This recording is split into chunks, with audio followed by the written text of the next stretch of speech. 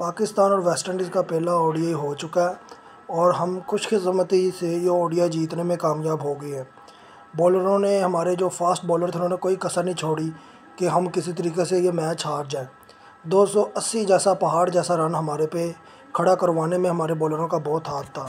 हमारे स्पिनर बहुत अच्छी बॉलिंग की, तीनों ने, सलमान अली आगा, सैम अयूब, सुफियान मकीम 10-10 ओवर फेंके। लेकिन अगर फ़हीम अशरफ देख लो, उसने 3 ओवर फेंके हैं। और इसके अलावा शाहीन शाह अफरीदी 8 ओवर, नसीम शाह 8 ओवर, यानी कि 10 ओवरों के अब ये बॉलर रहे ही नहीं। अब दूसरी बात कर ले, वेस्ट इंडीज़ का सिर्फ 6 प्रॉपर बल्लेबाज खेल रहे हैं, उसके अलावा उन्होंने 5 बॉलर ही खिलाए हुए हैं, यानी कि उनकी कोई बैटिंग लाइनअप इतनी बड़ी नहीं, उसके बावजूद हमने 280 रन खाया। और दूसरी तरफ बात कर लेते हैं बॉलिंग की। देखिए, मुझे हैरानगी ये हुई कि हम कहते हैं शाहीन अफरीदी हमारा मेन बॉलर है। मेन बॉलर 8 ओवर कराकर 51 रन खा रहा है। नसीम शाह हमारा मेन बॉलर है, अच्छे तरीके से मोटी ने आज इसकी मारी है, उसके बावजूद ये 55 स्कोर खाया है इसने। देखिए, विकेट उसने 4 ले ली, इसने 3 ले ली, फ़र्क नहीं पड़ा।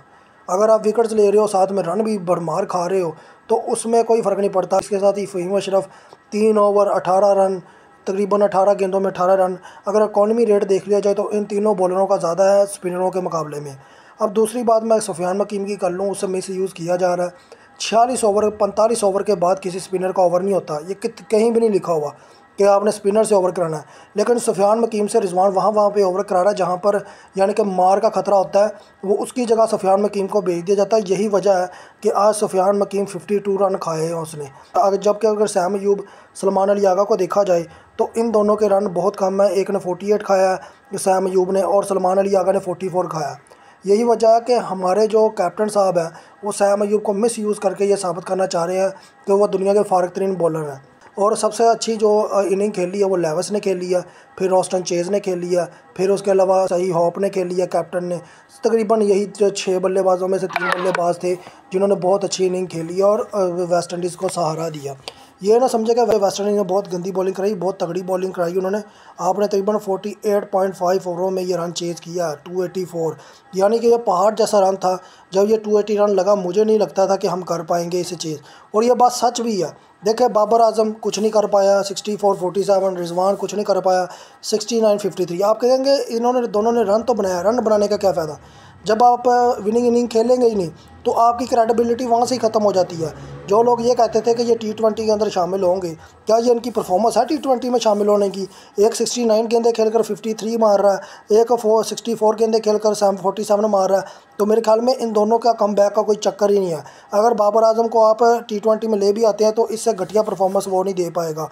और दूसरी बात कर लेते हैं हसन नवाज़ की। फैबुलस इनिंग खेली है इस बंदे ने, दीदा दिलेरी के साथ खेली और विनिंग इनिंग खेली है इस बंदे ने। अब इसने हमें T20 में भी बहुत सपोर्ट किया, मिडल ऑर्डर में, अब भी ये बहुत ज़्यादा सपोर्ट कर रहा है मिडल ऑर्डर को। और जिस तरह से हसन नवाज़ इनिंग लेकर चला है, फैबुलस है भाई उसकी। 54 पर 63, छक्कों की बरसात भी की है, चौके भी लगाए हैं, एक 12 इनिंग खेली है। जहाँ तक बात है हसन तल्लत की, उसने जो इनिंग खेली है वो इस वजह से खेल पाया कि हसन नवाज़ ने उसे कॉन्फिडेंस दिया।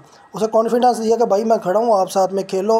वैसे भी 80 में तकरीबन 101 रन चाहिए था, 21 रन ऊपर था बॉलरों से, यानी कि आराम से चेज़ हो सकता था। लेकिन हमारी बैटिंग लाइनअप ऐसे रन भी बड़े आराम से चेज़ नहीं करती, यानी कि धजके दे दे कर करती है। लेकिन हसन नवाज़ वंस अगेन इस बंदे ने डेब्यू किया और फैबुलस 50 की है और फैबुलस पाकिस्तान को विनिंग कराया।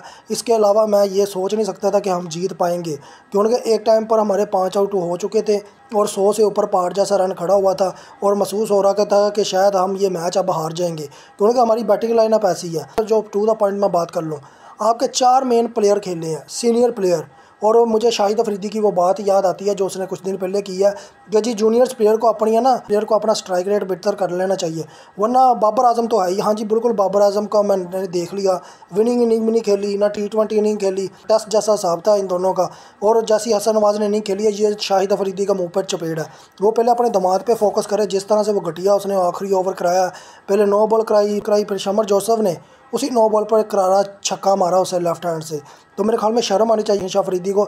यार मुझे जो बात समझ आ रही है इस टाइम, ना तो आपको इस टाइम बाबर आजम की ज़रूरत है, ना आपको इस टाइम रिजवान की कैप्टनसी की ज़रूरत है, ना आपको शहीन शाह, ना नसीम शाह, आपको इन लोगों की अब ज़रूरत नहीं है। मुझे जहाँ तक नज़र आया हमारी बैटिंग लाइन अब बहुत अच्छा कर रही है। अब्दुल्ला शफीक भी कुछ अच्छी ओपनिंग करने की कोशिश की है, लेकिन अब्दुल्ला शफीक अगर फ़खर जमान सेट होता है या फरहान साहबज़ादा, तो मेरे ख्याल में उन्हें चांस देना चाहिए। अब अब्दुल्ला शफीक का भी कुछ ज़्यादा मुझे बैटिंग अब पसंद नहीं आती। इसके अलावा सलमान आगा ने जिस तरह से कैच पकड़ाया है वो हैरान कुन है यार। वह रोस्टन चेज़ की बॉल पर उसने जिस तरह से वो कैच निकाल कर उसे दिया, मुझे तो ऐसा लगा जैसे वो रिजवान की कैप्टनसी के पीछे पड़ा हुआ है और वो चाह रहा है कि रिजवान ये मैचेस हारे, किसी तरीके से ये सीरीज़ हारे। मुझे तो यही नज़र आया बहरहाल। इसके अलावा सलमान अली आगा ने जो कैच पकड़ाया वो हैरान कुन था, वहाँ से मैच और ज़्यादा डाउन करने की कोशिश की गई है। और दूसरी बात मैं आपको ये बता दूँ कि आपकी जो ओडिया टीम है उसमें भी चेंजेस की अब शदीद ज़रूरत महसूस होने लगी है, जिसमें नसीम शाह हो गया। नसीम शाह ने कोई इतनी बड़ी बॉलिंग नहीं कराई, आखिर में वो जाकर सिर्फ बॉलरों की विकेटें लेने में कामयाब हुआ है। ओपनिंग से तो मोटी ने उसको ठोका है, मोटी ने उसको चैन से बैठने नहीं दिया, और यही वजह कि 8 ओवरों में ये दोनों 50 क्रॉस कर गए। इससे पता चलता है इनकी फ़िटनेस क्या है, इससे पता चलता है इनकी बॉलिंग का लेवल क्या है, और ये आने वाला वक्त आपको बता देगा। बाबर आजम, रिजवान, शहीन शाह अफरीदी, नसीम शाह ये किसी काम के नहीं है कि हम ये सीरीज़ तकरीबन मेरे ख्याल में 3-0 से जीत जाएंगे बड़े आराम से, क्योंकि जो वेस्ट इंडीज़ की बैटिंग है वो किसी काम की नहीं है। 6 बल्लेबाज खिला रहे हैं प्रॉपर, उसके अलावा 5 के 5 उन्होंने बॉलर ही खिलाए हुए हैं किस्म के, यानी कि तुक्का बॉलर है, यानी कि वो कभी बॉलिंग अच्छी कर देते हैं, कभी बैटिंग अच्छी कर देते हैं। लेकिन उनके पास ना बॉलिंग अच्छी है, बैटिंग उनके पास 6 बल्लेबाज प्रॉपर अच्छे हैं। लेकिन मेरे ख्याल में हिटमेयर को खिला सकते थे, लेकिन वो भी नहीं खेला। बहुत से प्लेयर थे, जेसन होल्डर को ऐड कर सकते थे, उसको तो स्क्वाड में शामिल नहीं किया। बहरहाल इस टाइम वेस्ट इंडीज़ की टीम बहुत कमज़ोर है, और हम वैसे भी चौथे नंबर पे है, वेस्ट इंडीज़ ओडिया के 10वें नंबर पे है, तो बहुत ज़्यादा डिफरेंस भी है। लेकिन बात फिर मैं आखिर में यही करूँगा कि हमारे जूनियर टैलेंट ने साबित कर दिया, जिसमें सफ़ियान मकीम, सैम अयूब। ये सैम अयूब यार फैबुलस है, ये बंदा बैटिंग से मदद करता है पाकिस्तान की, ये बॉलिंग से भी मदद करता है। ये समझ लिया कि ये एक हमारे पास एक दूसरा हफीज़ आ चुका है जो कैप्टनसी का भी दावेदार बनेगा, और पाकिस्तान के आने वाले वक्त का ये फ्यूचर स्टार भी है। फ्यूचर स्टार तो है, हम इसे फ्यूचर स्टार तो कहते हैं, लेकिन हसन नवाज़ जैसा इससे बनना पड़ेगा, क्योंकि हसन नवाज़ की बारी हर किसी को चुप कराए हुए है। और दूसरी बात जो मैं बड़ी इंपॉर्टेंट बात करना चाह रहा हूँ, मुझे बताया आज KPK का कितना प्लेयर खेला। 3 खेले हैं मेरे ख्याल में, रिजवान खेला है, नसीम शाह, शहीन शाह अफरीदी। इसके अलावा बिल्कुल सिंधी पंजाबी मिक्सचर चला है, और हमारे कैपिटल का मिक्सचर चला है। देख लें आज हमारी बैटिंग भी नहीं डगमगाई, बॉलिंग ने तो पट्टा बैठाई है, क्योंकि वहाँ पर KPK के 2 मेन बॉलर थे। बहरहाल बाकी जो कश्मीरी ने बॉलिंग कराई है, एक इस्लामाबादी ने बॉलिंग कराई है, ज़बरदस्त बॉलिंग है।